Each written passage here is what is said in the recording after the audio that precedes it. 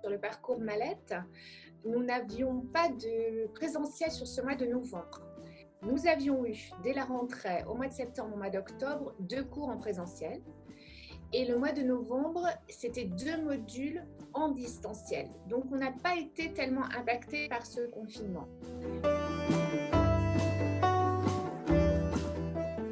Alors, ce sont 2 modules qui étaient déjà prévus. En fait, pour resituer le parcours, lors du premier confinement, on n'avait plus qu'un cours à assurer. Donc, on a fait ça en visio, comme tout le monde, avec le bricolage du confinement, des modalités qui nous sont arrivées comme ça.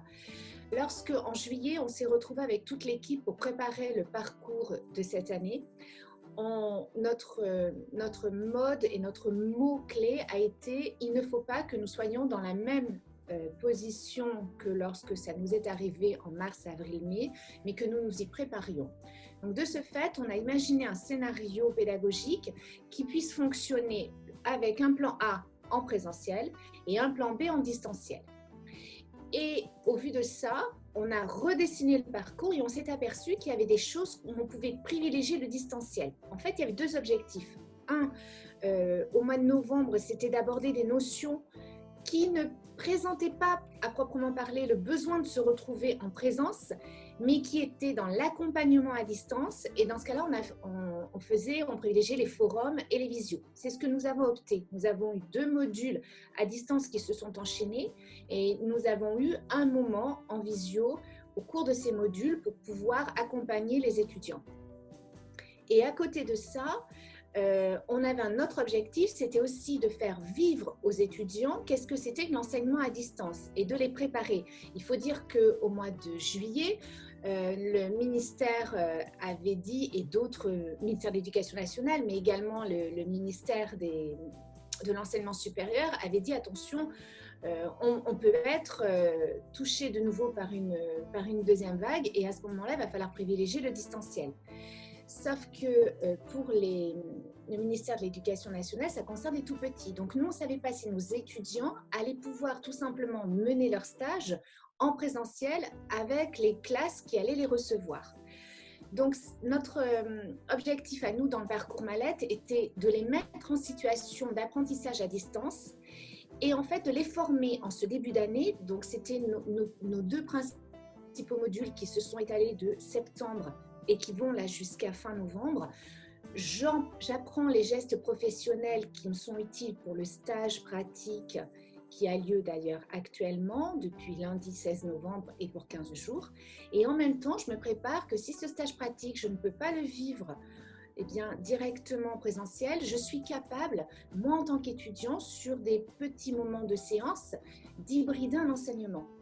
Donc en fait, c'est pour cela qu'on avait opté pour des modules qui s'enchaînent sur le mois de novembre en distanciel.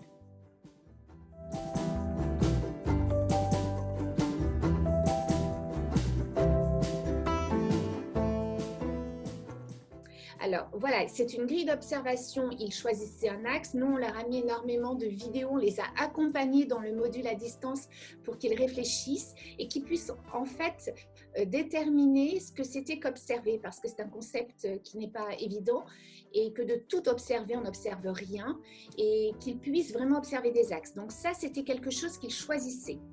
Et nous, par rapport à la dernière visio que nous avions eue début novembre pour lancer les modules en distanciel, on leur avait demandé de demander à leur maître de stage comment ils organisaient le distanciel pour les élèves qui, cette année, étaient par exemple cas Covid, ou bien eux ou bien les parents, et se retrouvaient isolés et il fallait assurer la continuité pédagogique. Donc, on leur a demandé qu'ils fassent aussi ce travail de recherche. En fait, le parcours, il est fait avec des moments clés où on se retrouve, qu'ils soient en présentiel ou en distanciel.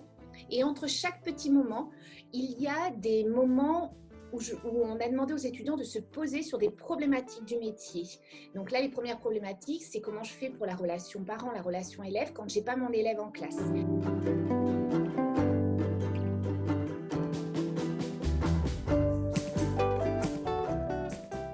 nous avons privilégié, dans la mesure du possible, que les étudiants puissent mener des séances, mais on ne les a pas fait partir comme d'habitude avec une séance toute prête. On voulait véritablement qu'ils puissent prendre la température du climat de la classe à travers cette grille d'observation, mais aussi du climat dans lequel on enseigne aujourd'hui, c'est-à-dire avec des enfants qui sont masqués. Donc c'est dans cette vision-là qu'on leur a dit, dans la mesure du possible, menez des séances, regardez les élèves tels qu'ils sont, regardez comment se font les interactions, et après essayez de vous lancer si vous le pouvez.